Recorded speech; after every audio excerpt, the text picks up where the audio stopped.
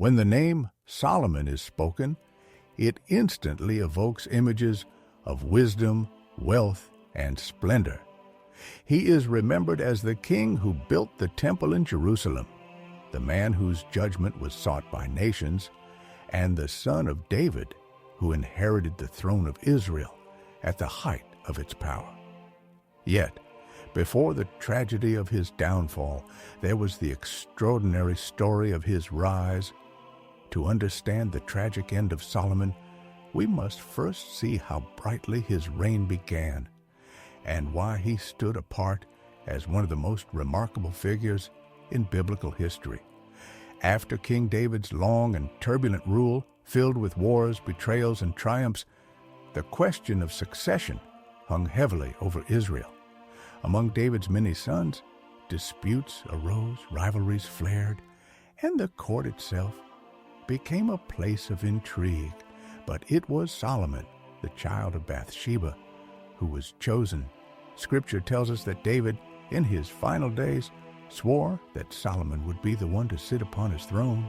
Though rivals such as Adonijah sought to seize power, Solomon was anointed by the priest Zadok and declared king in the presence of all Israel. His reign began not with conquest, but with a promise of peace, prosperity, and the fulfillment of God's covenant with David. At the start of his kingship, Solomon faced a nation yearning for stability. Unlike David, the warrior king, Solomon was not known for his military campaigns. His strength lay in something different: wisdom and discernment. One of the most profound moments of his early reign occurred when God appeared to him in a dream at Gibeon. There, the Lord gave him a choice: wealth, long life, victory over enemies, or wisdom. In humility, Solomon asked not for riches or power, but for understanding, so that he could judge the people justly. This prayer pleased God, and he granted Solomon not only wisdom beyond measure, but also wealth and honor that no king before or after could rival. Soon after, stories of his wisdom spread throughout the land. The most famous of these accounts is the judgment of Solomon. 2 women came before him, both claiming to be the mother of the same child. Without witnesses or evidence, Solomon's decision would shape his reputation forever. He called for a sword and declared that the living child should be divided in 2. At that moment, the true mother cried out and begged for the child to be spared, even if it meant losing him to the other woman. By her compassion, Solomon revealed the truth, and the child was returned to his rightful mother.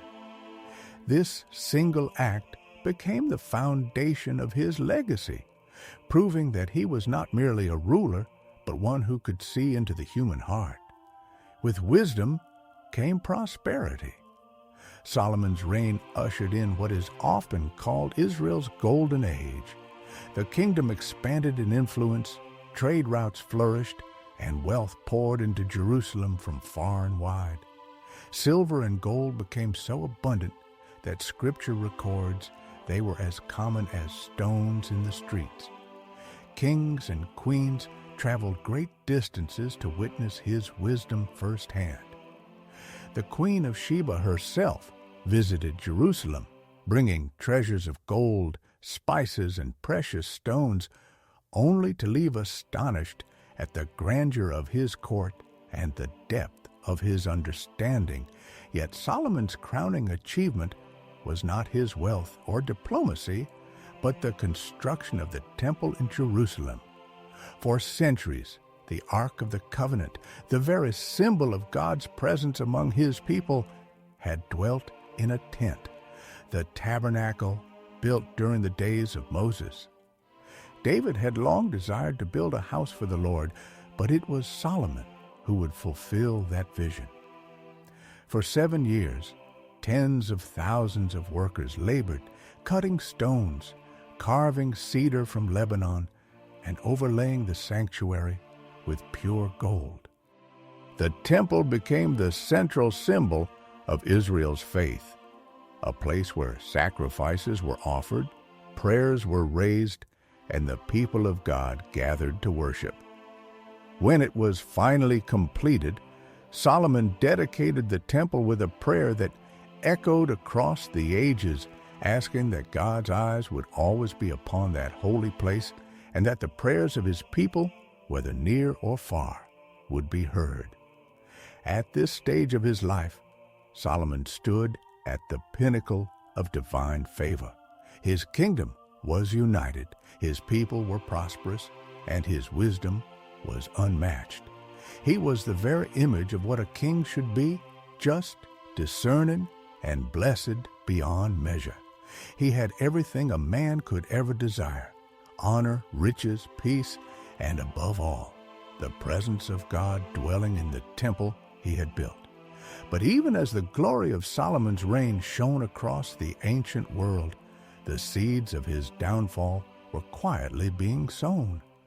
Power, wealth, and influence can be blessings, but they also carry temptations that few can resist. For now, however, the story of Solomon was one of triumph, a man lifted by God to heights rarely seen in human history, a king whose wisdom became legendary and whose reign symbolized the glory of Israel. The tragedy of Solomon's end cannot be understood without first seeing the magnificence of his beginning. His rise was nothing short of miraculous, and his early reign was a testimony to what it means when a man seeks God above all else. Yet, as we will soon see in the next parts of this story, the very blessings that made him great would become the traps that led to his fall. After the golden age of Solomon's reign, when the temple stood completed and Israel enjoyed peace and prosperity, a slow and tragic shift began to take place in the king's heart. Though he was blessed with wisdom beyond measure, the temptations of power, wealth, and political alliances began to weave a dangerous web around him. What started as strength soon became his weakness. Solomon expanded his kingdom's influence through strategic marriages. Kings and rulers of neighboring lands sent their daughters to Jerusalem, seeking alliance with the great son of David. Over time, Solomon gathered hundreds of wives and concubines. At first, these marriages were seen as political triumphs, symbols of Israel's unmatched power and prestige. But beneath the glitter of diplomacy, a deeper danger lurked. Many of these wives came from nations that did not worship the God of Israel. They brought with them foreign customs, rituals, and gods. They spoke of altars that burned incense to the sun, of statues carved from stone and wood, of temples where strange sacrifices were made. Slowly, their voices began to echo in Solomon's courts, and their idols began to appear in the corners of Jerusalem. The king, who once dedicated a golden temple to the Lord, was now building high places for the gods of his wives. On the hills outside the holy city, altars rose shrines to Astarte, Molech, Chemosh, and other foreign deities. Smoke from their sacrifices began to mingle with the incense of the Lord's altar. The city chosen by God was becoming a marketplace of idols. At first, Solomon did not join in the rituals. He saw them as gestures of respect for his wives, mere tokens of diplomacy. But as the years went by, his devotion began to waver. The heart that had once knelt humbly before God in Gibeon, asking only for wisdom, now bent under the weight of desire, compromise, and distraction. The wealth of his kingdom grew immense.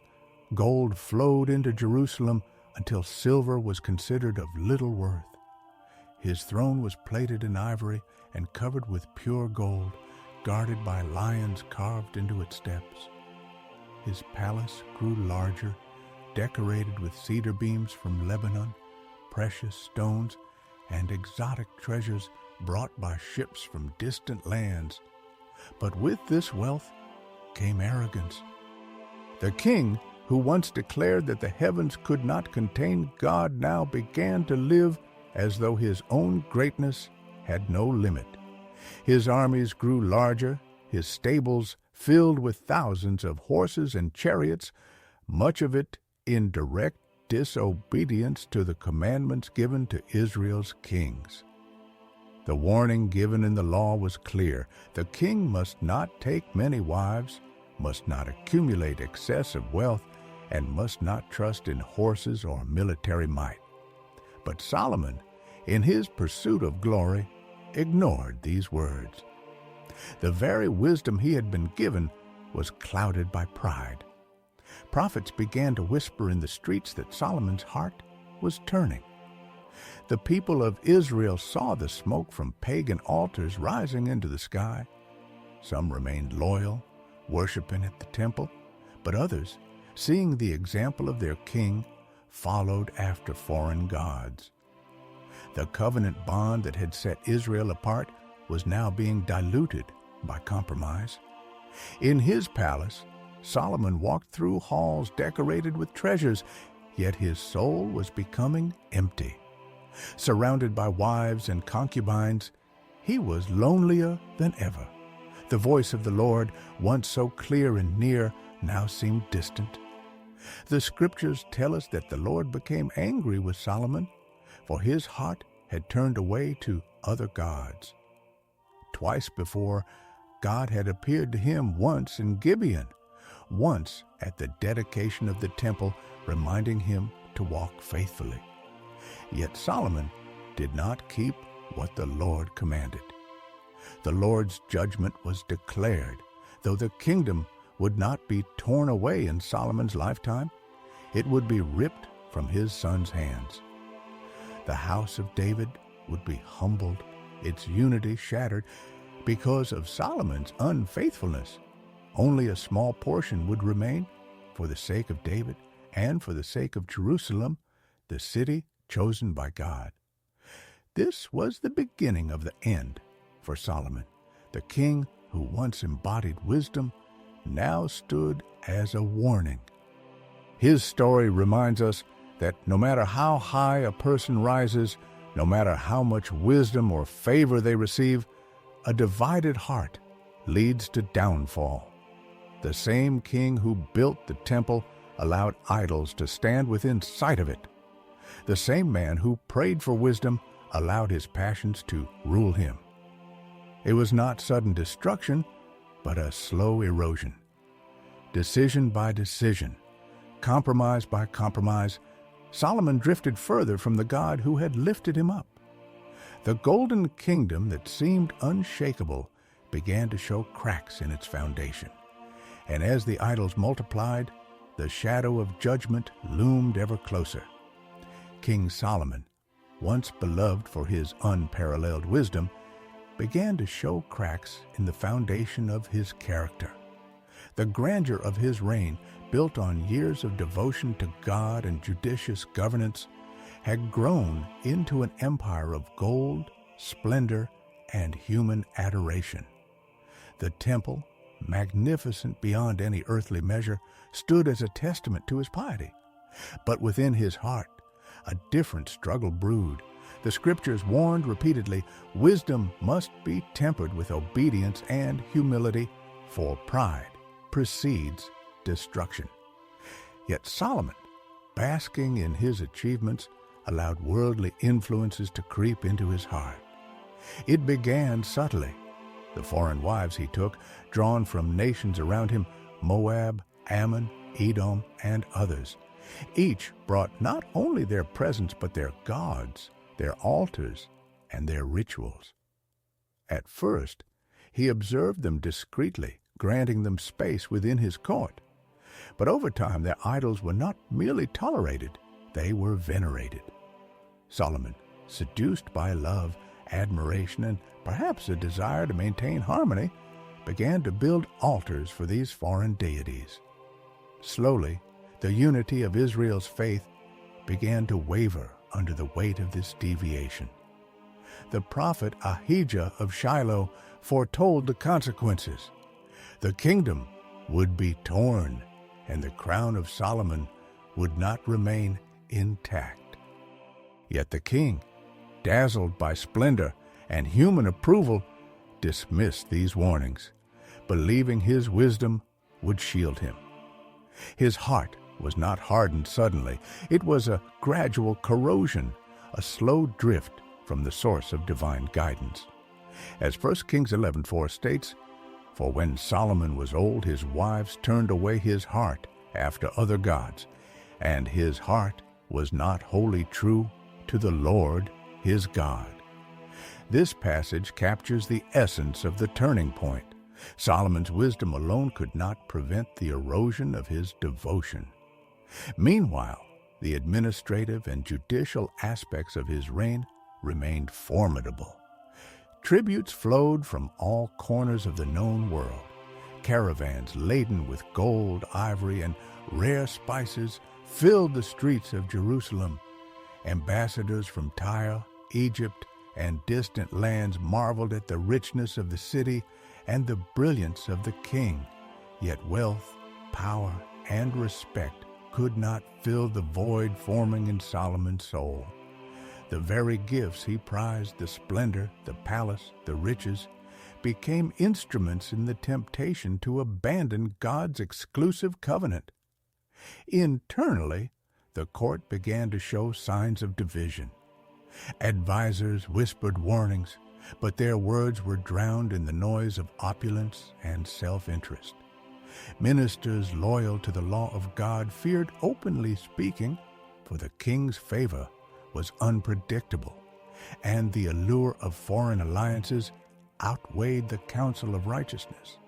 Even within the temple, where sacrifices and prayers continued, a subtle tension emerged. The worship of Yahweh remained, but it was now intertwined with rituals of strange gods, creating a syncretic practice that violated the heart of God's commandments.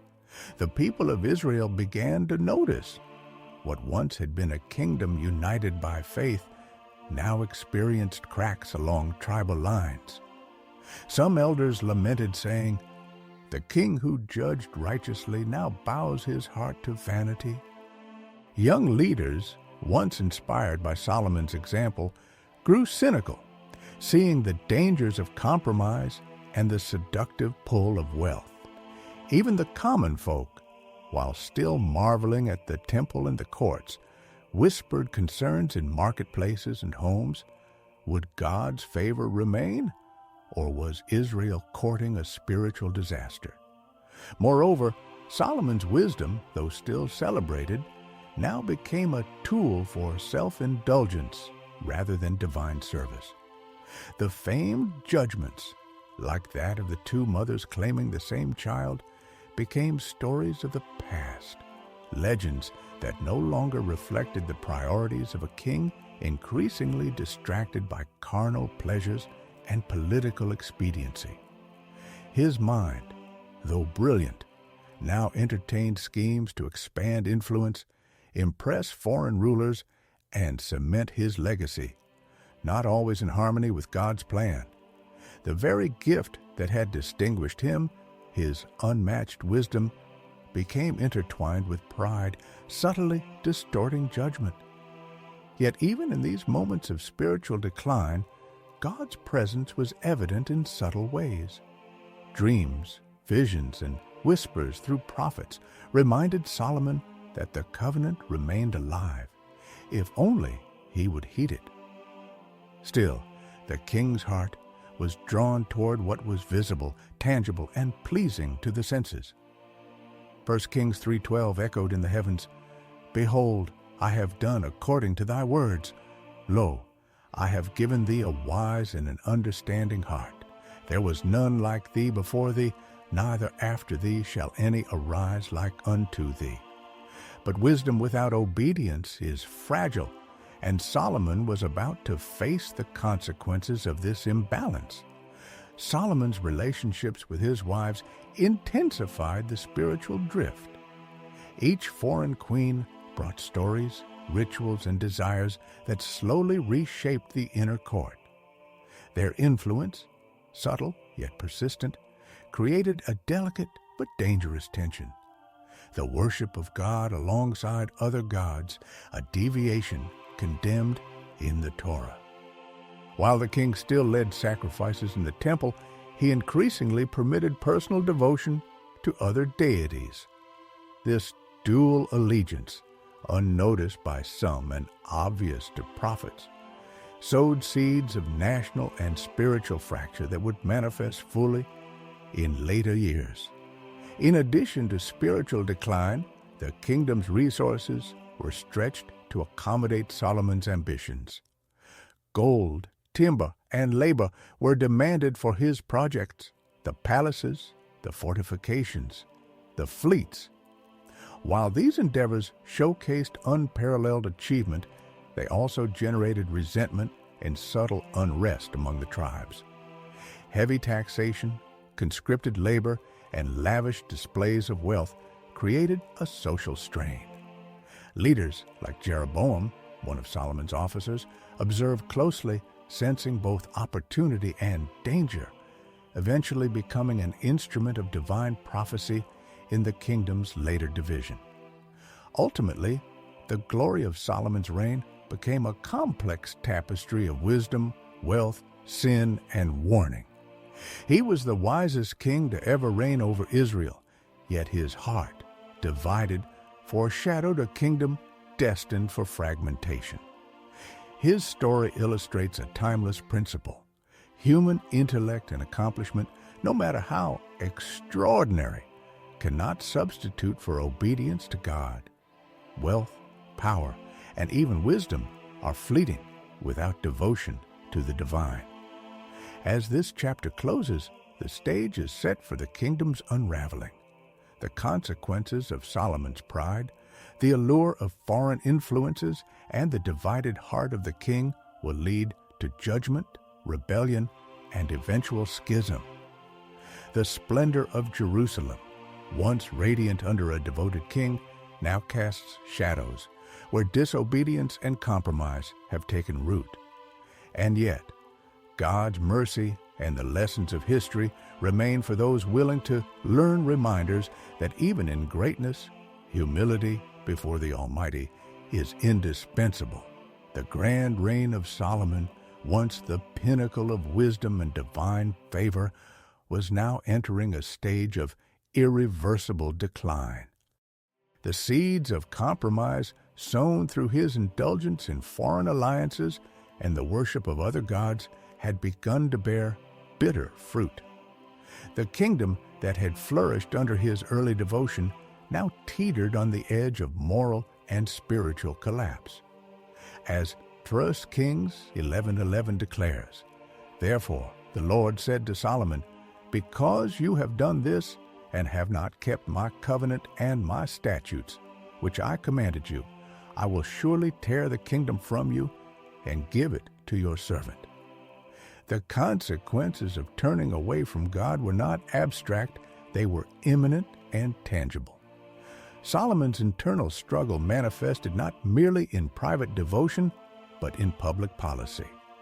Tribes felt neglected, and local leaders grew wary of the king's judgment.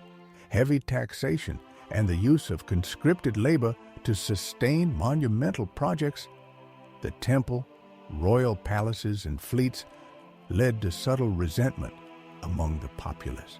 What had once been a symbol of divine blessing now risked being a symbol of oppression. Stories began circulating of discontent in remote regions, whispers that the glory of Solomon's reign might mask a kingdom vulnerable to fracture. The king's personal life continued to influence the spiritual state of the nation. His foreign wives, though politically strategic, drew Solomon's heart further from the exclusive worship of Yahweh. Altars to Chemosh, Moloch, and other deities were established in Jerusalem, blending idolatry into the center of what was once the holy city. Solomon, renowned for his wisdom, seemingly failed to perceive the cumulative weight of these acts. 1 Kings 11:9-10 notes, "And the Lord was angry with Solomon, because his heart had turned from the Lord, the God of Israel, who had appeared to him twice, and had commanded him concerning this thing, that he should not go after other gods. But he did not keep what the Lord commanded." This spiritual deviation did not go unnoticed by Israel's prophets. Ahijah, the prophet of Shiloh, forewarned that a division would come, predicting that 10 tribes would be severed from Solomon's lineage. Even the king's most trusted advisors recognized the signs, yet political ambition and the king's charisma muted their voices. The king, who had judged disputes with unparalleled fairness, now allowed personal preference and affection to dictate his decisions. Wisdom alone, divorced from devotion and obedience, proved insufficient to preserve the unity of the nation. The economic and social consequences of Solomon's choices were equally profound. The kingdom's riches, though abundant, were not distributed evenly. Laborers for massive construction projects were conscripted for decades, leading to growing unrest. Tribes such as Ephraim and Manasseh, while still loyal outwardly, quietly nurtured resentment at the burdens imposed upon them. Leaders like Jeroboam, observing these fractures, recognized opportunities for power, eventually becoming instruments of the prophecy that would fracture Israel into north and south. The seeds of rebellion were planted not in open warfare, but in the quiet dissatisfaction of those whose lives were affected by the king's ambition. Religious compromise compounded the problem. Solomon's heart, divided between the worship of Yahweh and foreign gods, created confusion among the people.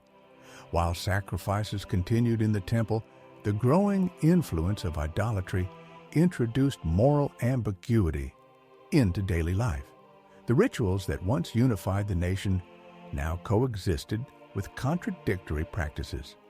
Families were torn between traditions. Children were instructed in multiple faiths, and the clear commandments of God became muddled.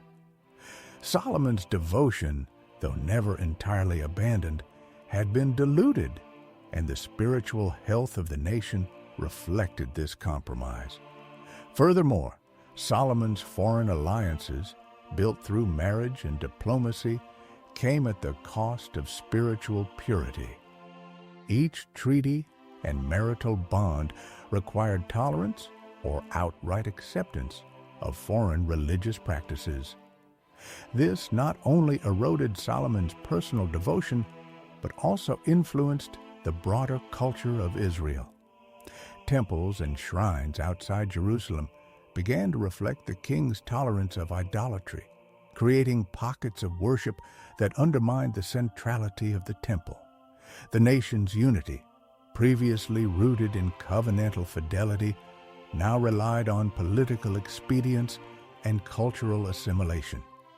Solomon's wisdom, while still remarkable, became overshadowed by human frailty.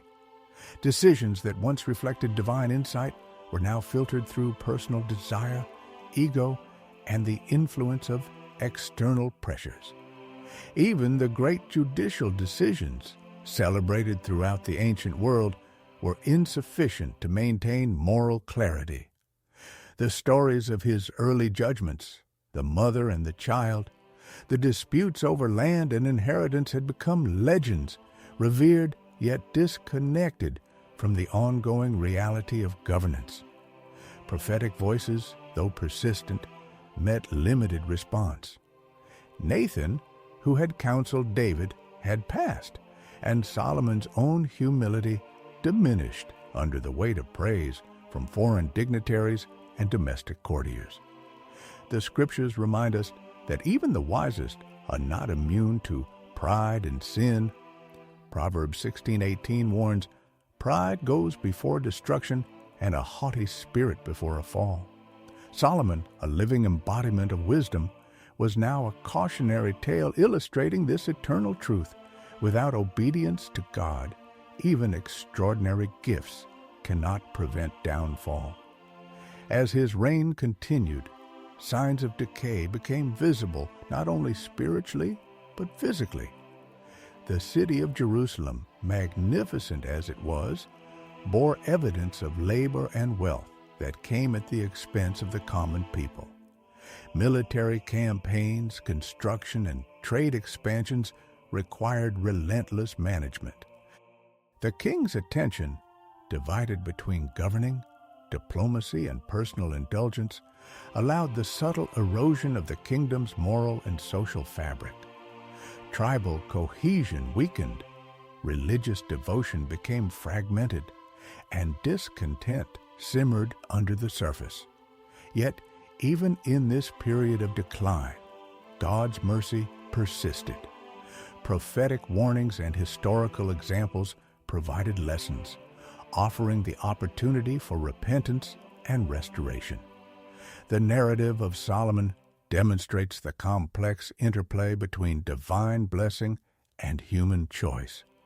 Wisdom, power, and devotion are gifts, but they require constant humility and adherence to God's commands. The story of Israel under Solomon reminds us that even in grandeur, pride and disobedience can undo what devotion built. The final chapters of Solomon's reign foreshadowed the division of the kingdom. The northern tribes, burdened by taxation and disheartened by the king's compromises, awaited the moment foretold by prophecy.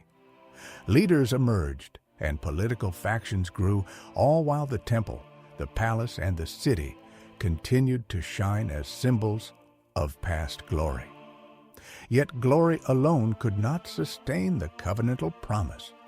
The contrast between divine instruction and human indulgence became increasingly pronounced, creating a tension that would erupt after Solomon's death.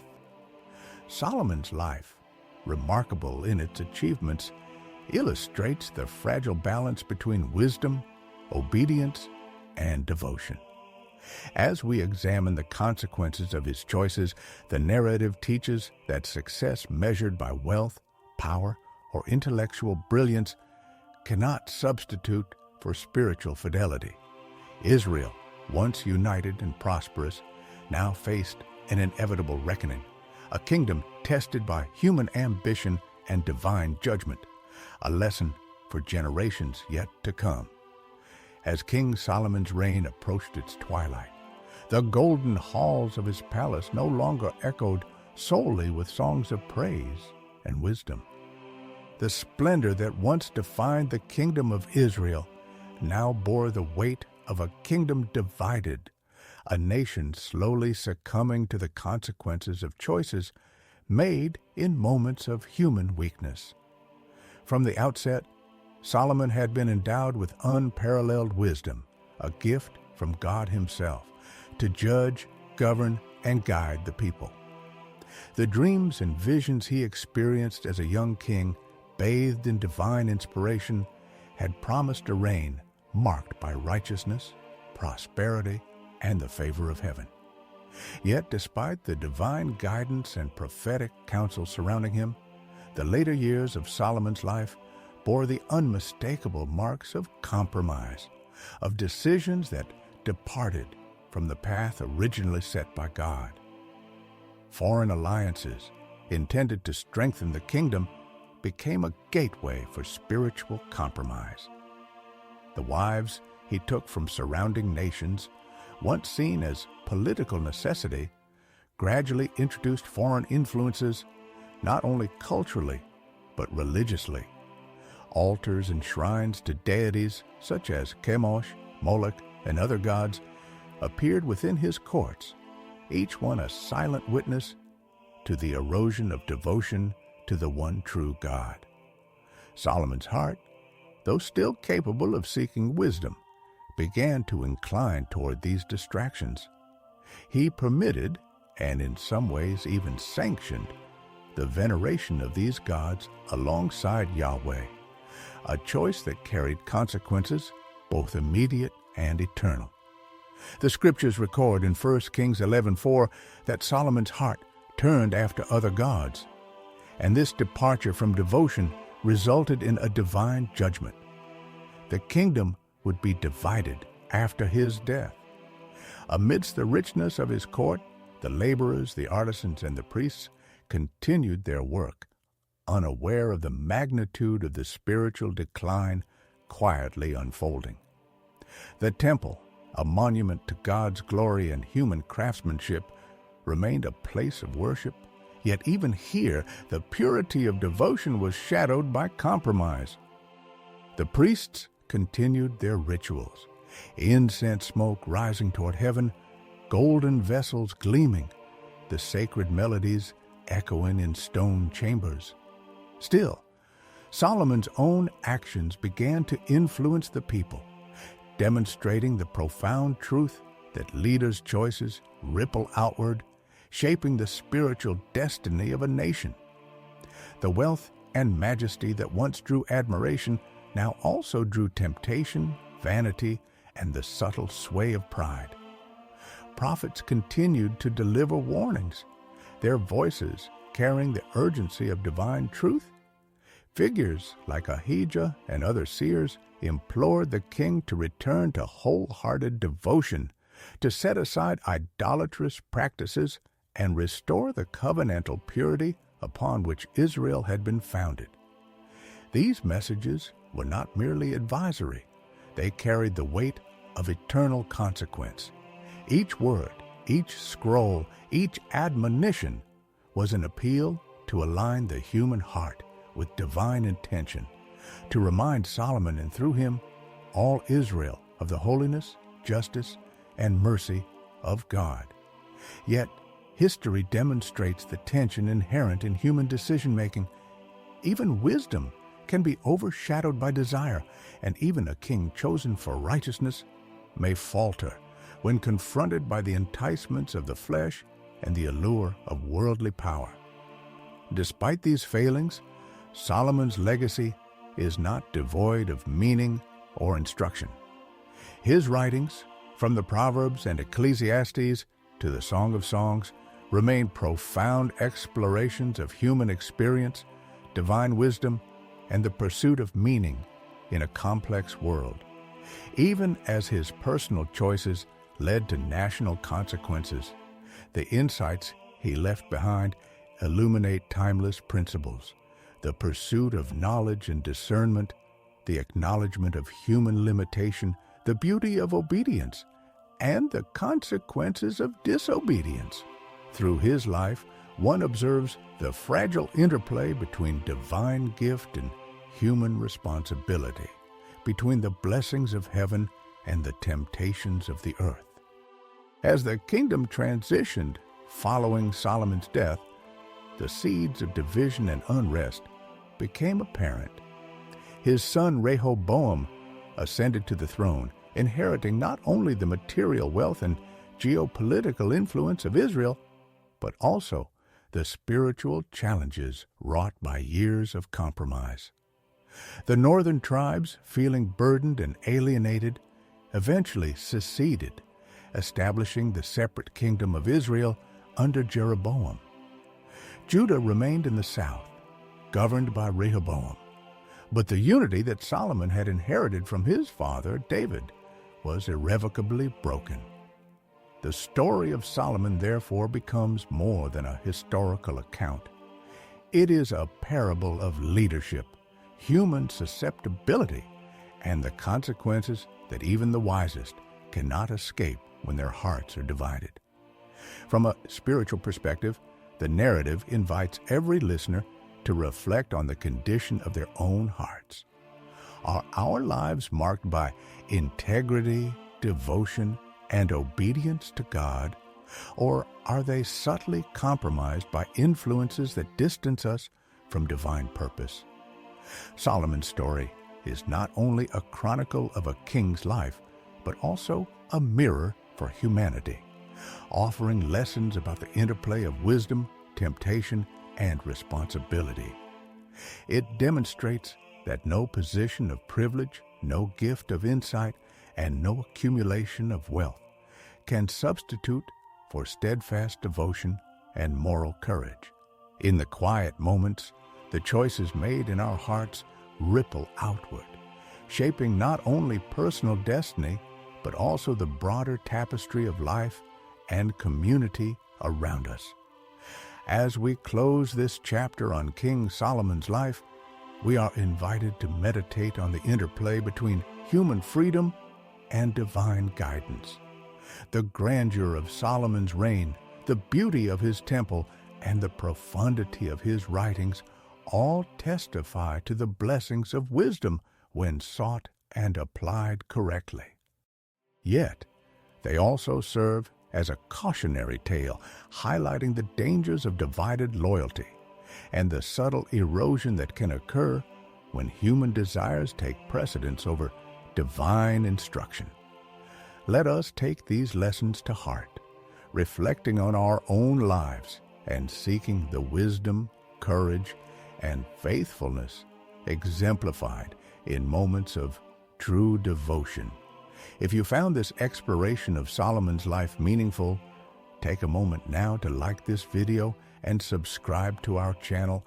Click the bell icon to stay updated on future biblical stories that delve into the mysteries, lessons, and wonders of Scripture. Share your thoughts and reflections in the comments below. How do Solomon's choices resonate with your own experiences? Join the conversation and let this story inspire your journey toward wisdom and faithful living. Your engagement helps us bring more enlightening content to everyone seeking understanding and insight from the Word of God.